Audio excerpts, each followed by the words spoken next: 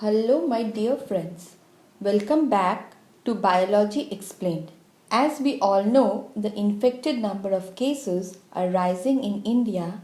So, let's understand when is the optimum time for the virus to be transmitted from primary patient to secondary patient. By primary patient, we mean the patient who has COVID 19 and can transmit it to others, that is, the secondary patient. For this, I am referring to a journal which was published on 15th of April 2020 in Nature Medicine. According to this journal, SARS-CoV-2, which is causing the current pandemic COVID-19, has a basic reproductive number of 2.2 to 2.5. That is, the primary patient can infect about 2.5 people. That is, from one patient, the virus is transmitted to 2.5 healthy individuals. And according to them, the two important control measures are serial interval and incubation period. By serial interval, it means the duration between symptom onset of successive cases in a transmission chain.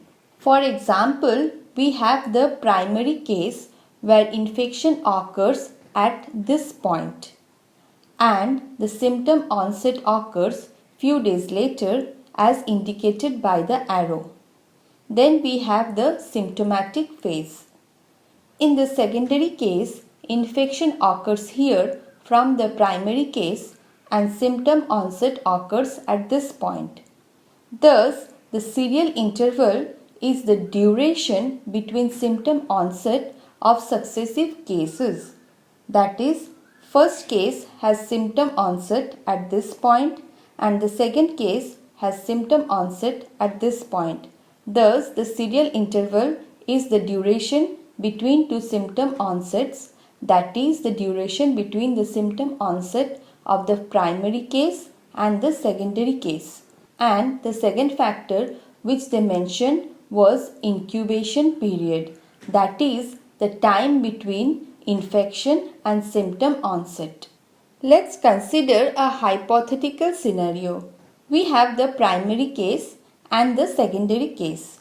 Now, in case of primary case, the infection occurs here and the symptom onset occurs at this point. Thus, in between the infection and the symptom onset is the incubation period.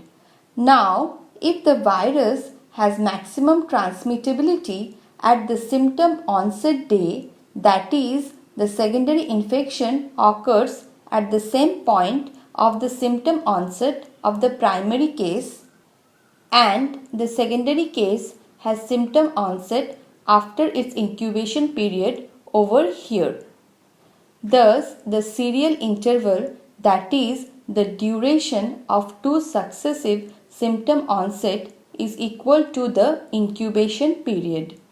This is the scenario when virus sheds maximum on the same day of symptom onset. Let's consider the second hypothetical situation where the secondary infection occurs in the symptomatic period of the primary case. That is, we have the primary case with infection here and the symptom onset at this point. Now, let's consider the virus has maximum potential to transmit at the symptomatic period. Thus, the infection in secondary case occurs at this period, that is the symptomatic phase of the primary case, and after incubation, the symptom onset occurs at this point.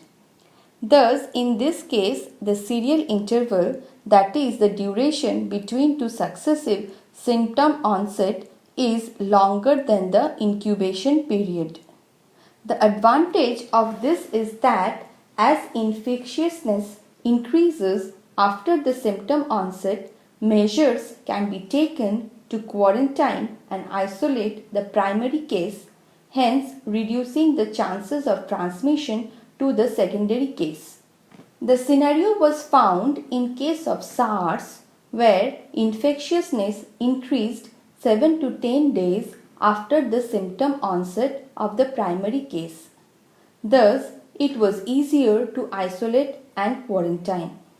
Let's consider another scenario. We have the primary case. Now, infection occurs in the secondary case before the symptom onset of the primary case. That is, here the infection occurs in primary case and then we have the symptom onset for the primary case. But the virus infects the secondary case before the symptom onset of the primary case, that is, let's say here.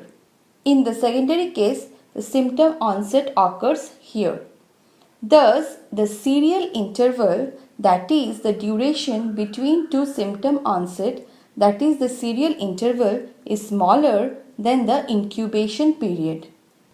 And if this occurs, it would be difficult to understand when the secondary case is getting infected since it occurs before the primary case shows any symptom. And this kind of situation is found in case of COVID-19 where significant proportion of transmission occur even before the infected person develops any symptom. This is more or less same with influenza where infectiousness increases shortly around or even before symptom onset. Thus, they infer COVID-19 follows similar pattern of influenza rather than SARS, and this is a pre-symptomatic transmission. Now that we understand that COVID-19 sheds virus even in pre-symptomatic period, let's talk about some data. 94 patients with COVID-19 were tested, and according to the authors, assuming the incubation period of 5.2 days, the maximum infectiousness starts 2.3 days before symptom onset and peaks at 0.7 days before symptom onset. And the proportion of pre-symptomatic transmission, that is transmission into secondary case before symptom onset of the primary case, was found to be 46 to 55%.